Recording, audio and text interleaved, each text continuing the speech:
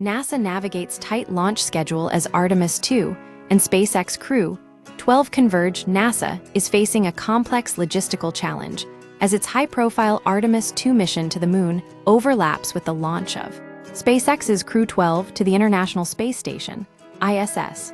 The situation is further complicated by unusually cold weather conditions along Florida's Space Coast, forcing mission planners into a delicate coordination effort. This is not merely a scheduling inconvenience.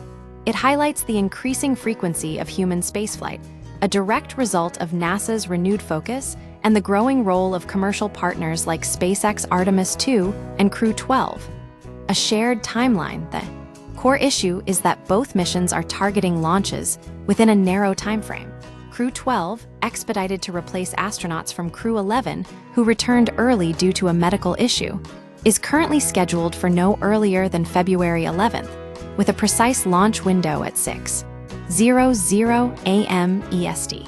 Meanwhile, Artemis 2's critical wet dress rehearsal, a full pre-launch test of the SLS rocket, runs from January 31st to February 2nd.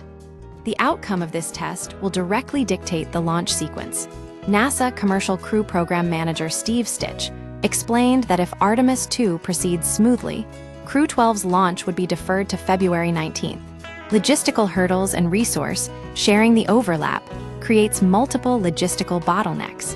Both missions rely on shared resources, including recovery assets, military vessels positioned for emergency abort scenarios, and even crew preparation facilities.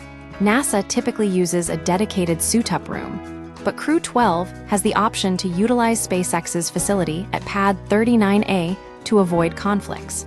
This resource sharing underscores the need for efficient coordination when multiple high-stakes missions operate in close proximity. Contingency scenarios and launch windows. The situation is fluid, with several potential outcomes.